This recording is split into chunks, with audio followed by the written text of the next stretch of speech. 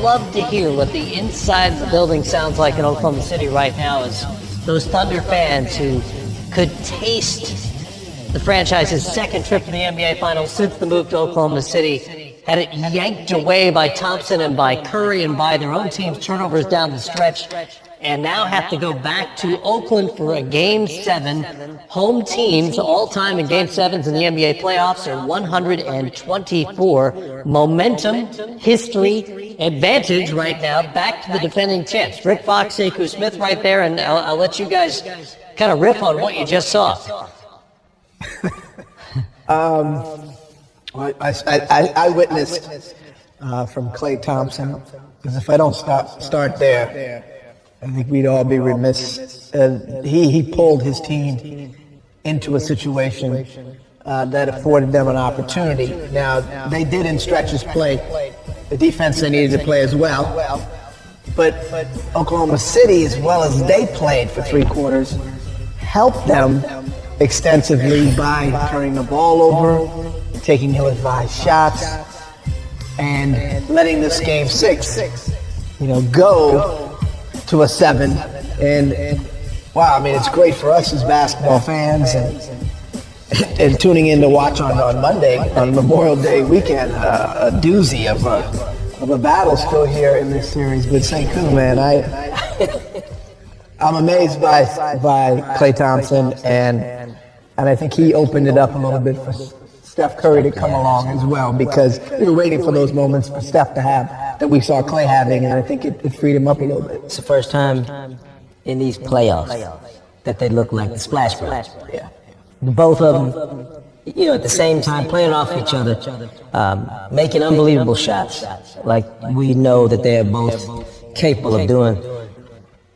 But as much as this was about the Warriors, the resiliency of a championship team, them showing the mettle that you have to show when your season's on the line, I can't help but think about all the mistakes that the Thunder made in that last 2 minutes. When it's anybody's game, it's a possession game, and they just made one mistake, one turnover after another. Russell Westbrook, Kevin Durant, guys who have been great in this series, great in this building, and they could not match Steph and Klay down the stretch. Not just the final 2 minutes. Over the final 4 minutes, 40 seconds, Golden State outscored Oklahoma City 16-4. During that 4-minute, 40-second stretch, the Thunder had 6 turnovers, 4 of which were off of or on Russell Westbrook.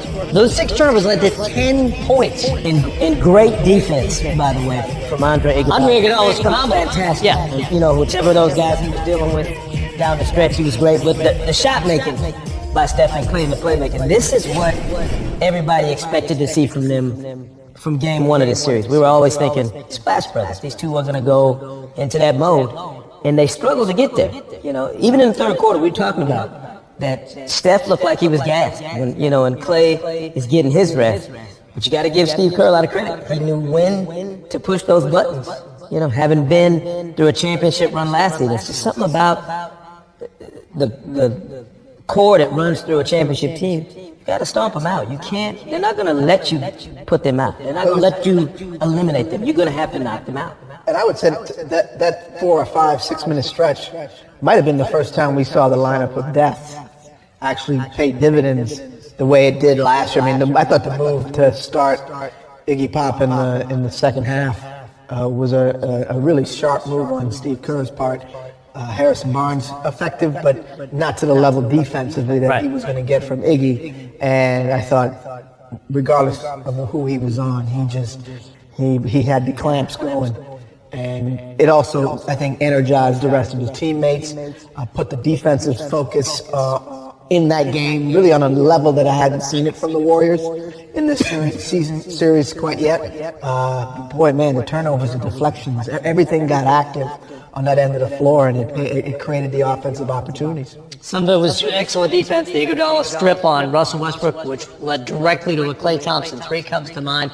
Some of it was just sloppy in Oklahoma City's part, and this has been a bugaboo for them all season and for years now, closing out games cleanly, and they weren't able to do it tonight. I want you to take me into the locker room a little bit and into the heads of guys. Not that you're a psychologist here, but You're the Thunder. This was your chance to close out on your home floor. Had ample opportunity to win this game. Suddenly you've got to reset and go play a Game 7 on the road. What's going through your mind right now? Well, starting the series, I'd have to think that if you're the Oklahoma City Thunder, you had to think it was going to take probably 7 to beat this team.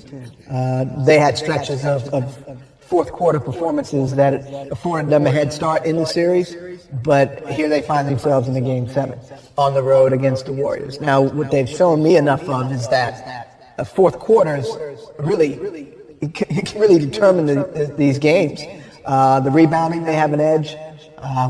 It took a performance like Clay's and Steph down the stretch in the fourth to really secure a win for them. So I don't know if they have the ability to defensively put together a better effort against just those two guys.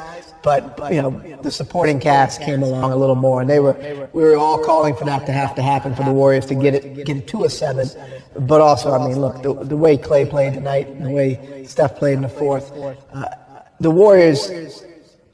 This could have been a different outcome simply on the last 6 minutes of this game. And Oklahoma City could have controlled that, and they had been doing that. That's how they beat the Spurs. That's how they got the lead in this series against the Warriors. But they reverted back to the Achilles heel and reared its head again. But you have to give the Warriors credit for that. Absolutely, the shot making was incredible. Yeah, that was done on both ends of the floors by the Warriors. Wouldn't you say? I don't think it was just solely at the hands of miscues by the Oklahoma City. You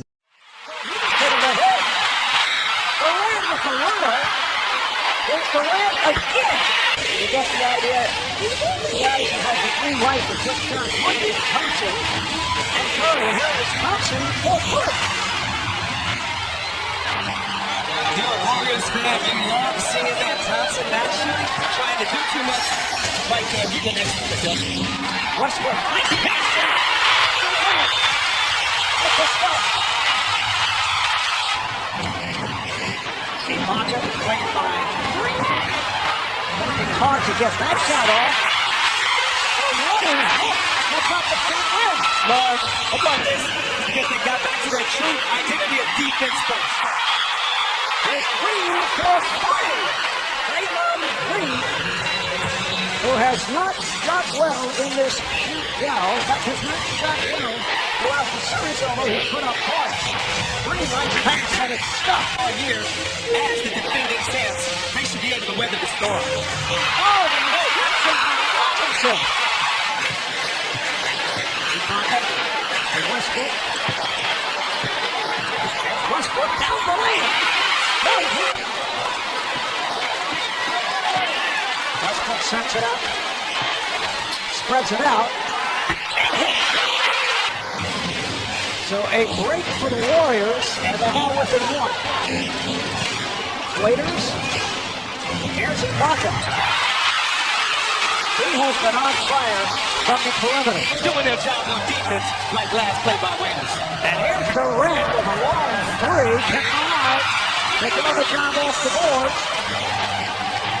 Waiters open for Curry. It didn't even look like Durant had popped the ball. He was looking it up there trying to let it go. Here's an open three from Barnes. Has it